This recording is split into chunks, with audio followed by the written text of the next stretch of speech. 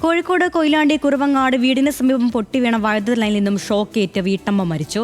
ഹിബ മനസ്സിൽ ഫാത്തിമയാണ് മരിച്ചത്. അയൽവാസിയുടെ പറമ്പിലെ മരക്കൊമ്പ് ഒടിഞ്ഞു വീണത് നോക്കാനിറങ്ങിയപ്പോഴായിരുന്നു അപകടം. വീടിന് മുകളിലൂടെ കടന്നുപോകുന്ന വൈദ്യുതി ലൈൻ മാറ്റണമെന്ന് പലതവണ ആവശ്യപ്പെട്ടതായി കുടുംബം പറഞ്ഞു. എന്നാൽ രേഖാമൂലം പരാതി നൽകിയിട്ടില്ല എന്നായിരുന്നു KSEBയുടെ വിശദീകരണം. ഇന്ന് വൈകിട്ട് 3:30യോടെയാണ് സംഭവം. കാറ്റിനൊപ്പം മരച്ചില്ല ഒടിഞ്ഞു വീണ ശബ്ദം കേട്ട് പുറത്തേക്ക് വന്നതായിരുന്നു ഫാത്തിമ. അയൽവാസിയുടെ പറമ്പിലെ മരത്തിന്റെ കൊമ്പാണ് ഫാത്തിമയുടെ വീടിന്റെ മുകളിലൂടെ പോയ വൈദ്യുതി ലൈനിലേക്ക് വീണത്. ഫാത്തിമയുടെ നിലവിളി കേട്ടെത്തിയ അയൽക്കാർ കണ്ടത് പൊട്ടി വീണ വൈദ്യുതി കമ്പി പിടിച്ചു കിടക്കുന്ന ഫാത്തിമയെയാണ്. വേക്കുന്ന ശബ്ദം കേട്ട് പോയപ്പോൾ മരത്തിന്റെ കൊമ്പ് ലൈനിലേക്ക് മുറിഞ്ഞു വീണു.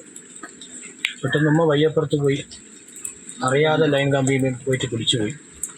പിന്നെ ഷോക്കേറ്റ് കിടന്നു. ഫയർഫോഴ്സ് ഉദ്യോഗസ്ഥർ സ്ഥലത്തെത്തി നാട്ടുകാരുടെ സഹായത്തോടെ ഫാത്തിമയെ ആശുപത്രിയിലേക്ക് മാറ്റിയെങ്കിലും മരണം സംഭവിച്ചിരുന്നു. ഫാത്തിമയുടെ വീടിന്റെ മുകളിലൂടെയായിരുന്നു അപകടമുണ്ടാക്കിയ വൈദ്യുതി ലൈൻ കടന്നുപോയിരുന്നത്. ലൈൻ മാറ്റണമെന്ന് പലതവണ ആവശ്യപ്പെട്ടതായി ഫാത്തിമയുടെ മകൾ പറഞ്ഞു.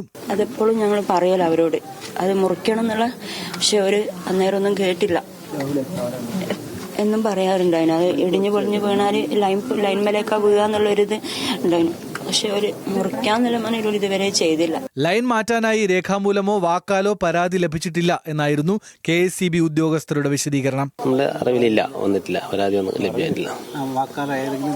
ഇല്ല, ലഭിച്ചിട്ടില്ല. അറിയിക്കുന്ന കാര്യങ്ങൾ നമ്മൾ അപ്പോൾ ചെയ്യുന്നുണ്ട്.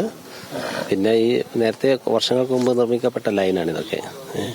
അപ്പോൾ അതുകൊണ്ട് തന്നെ ഇതിൽ പിന്നെ വേറെ ആവശ്യമായ ക്ലിയറൻസ് ഒക്കെ ഉണ്ട്. ഇത് യാദൃശ്ചികമായിട്ട് സംഭവിച്ചു പറയാനുള്ളൂ. വീട്ടമ്മയുടെ മരണത്തിന് കാരണം KSEBയുടെ അനാസ്ഥയെന്നാരോപിച്ച് യൂത്ത് കോൺഗ്രസ് പ്രവർത്തകർ KSEB ഓഫീസ് ഉപരോധിച്ചു.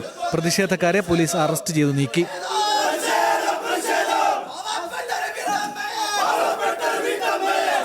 ന്യൂസ് മലയാളം, കോഴിക്കോട്.